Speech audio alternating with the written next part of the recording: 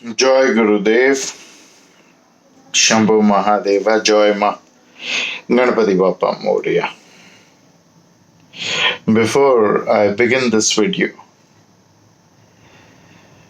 I want to ask you that when you're watching this video, when you're looking at me, what do you think is my age? See, my hairs are grey. You can look at my face. If you have been seeing me from long, you have been seeing me from how long do I look like this? Even before my hair had grayed, how was I looking? Forget about I've gained weight and all that. I'm asking you this because today's video is connected to the topic of youthfulness.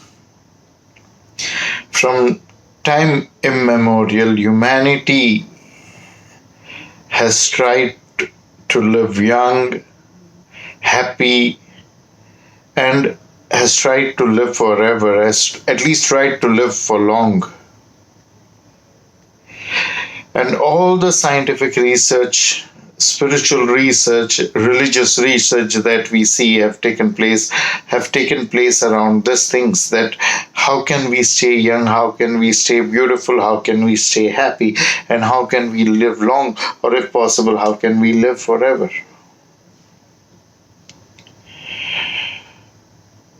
In the past, only a few, very few blessed ones like Shiva, Kartikeya, Patanjali, Markandeya, Dhanvantari, Bhogarnath, Nagarjun Babaji, Hanuman have been able to understand their bodies and the creation of their body in depth and in a new, unique way, and they have been successful in defeating death, in defeating old age. Everyone wants to stay young because everyone knows that old age means sorrow, old age means problem, old age means death is near. No one wants to die. The mind and the body gives up.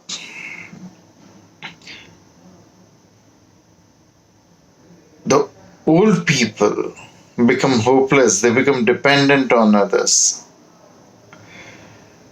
Old age becomes a burden on oneself as well as others around.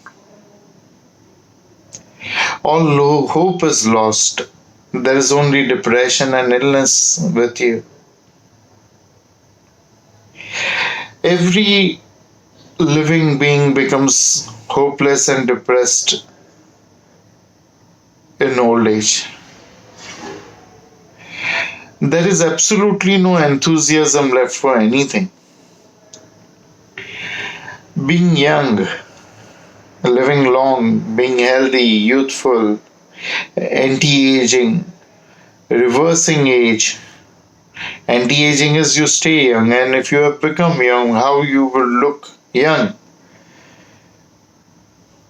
is the most important topic of research, discoveries, inventions made by man, which are carried out with a common goal of keeping humanity happy.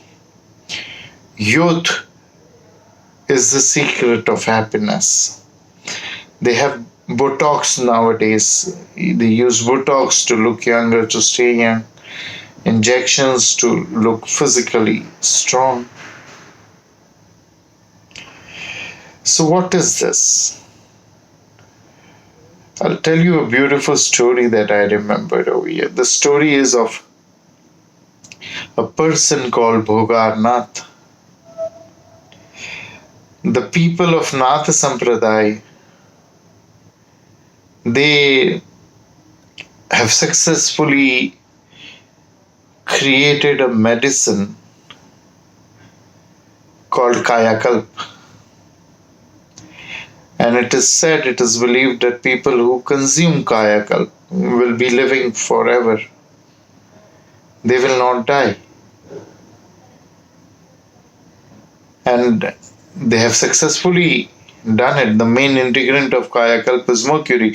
In the coming days, we are going to talk about mercury. So, the herbs which are used in kayakalp are procured from different parts of Asia, China, South India, Sri Lanka also. So he got this secret of kayakalp from his lineage, and he started, collecting these herbs, because each herb has to be collected at a specific lunar date and day. So he started collecting one after another. The names of the herbs are written in a very ancient language, hence, it was difficult for him to understand what herbs are mentioned. When he turned 80, the last herb had to be collected on a specific day, but that herb was found on the Himalayan side of Tibet in China. So he made a wooden aeroplane, because the Naths, the Siddhas also had the knowledge of making aircrafts, making aeroplanes. You won't believe me, but still, there is a airport in a cave of a mountain, and where the aeroplane of Ravana used to be parked, and the body of Ravana is been stored inside that cave, it is believed, by the Nagas. And still that cave is there in Sri Lanka. And the plane which Ravana made, called Vimana, was taken by Ram to Ayodhya. So Ravan was from the Natha Sampradaya, and Vastu, the Vedic Vastu and the Tantric scriptures, they have a detailed specification of making a flying vehicle, aeroplane, or whatever you call it.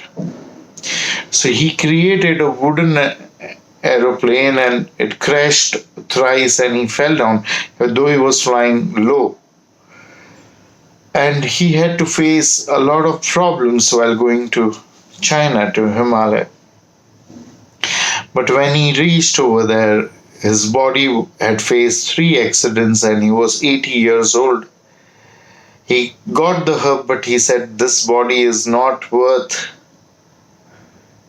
kept living for further. And a young laborer, poor laborer, died out of some snake or some poisonous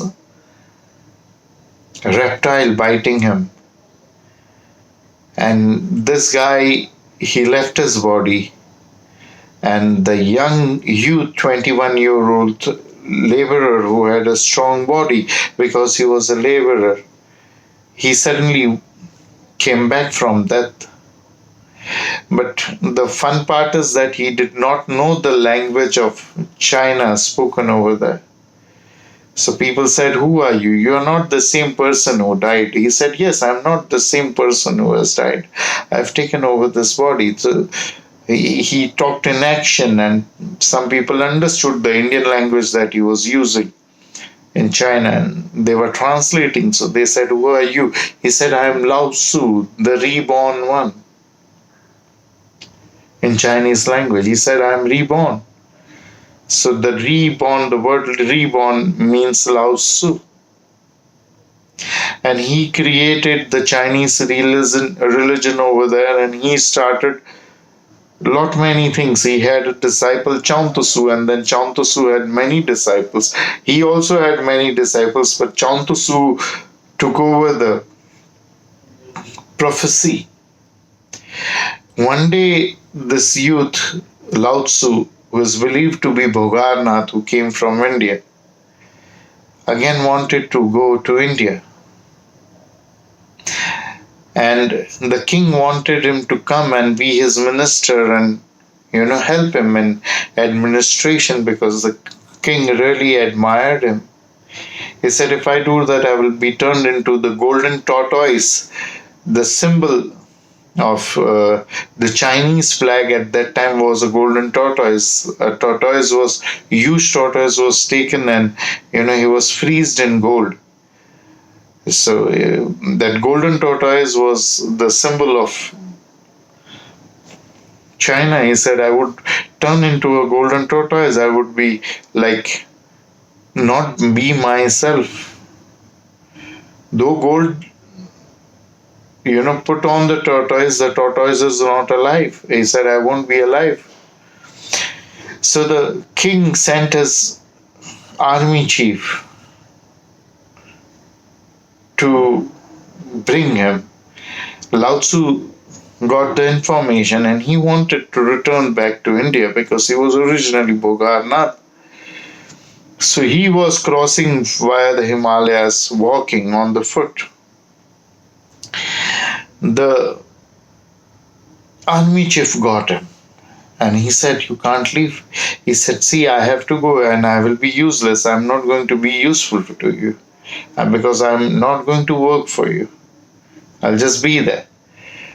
So the army chief said, at least give your wisdom written. So he wrote a small book which was known as Tao. It is a very famous wisdom, along with Swarodaya Yoga, Ashtavakra Gita.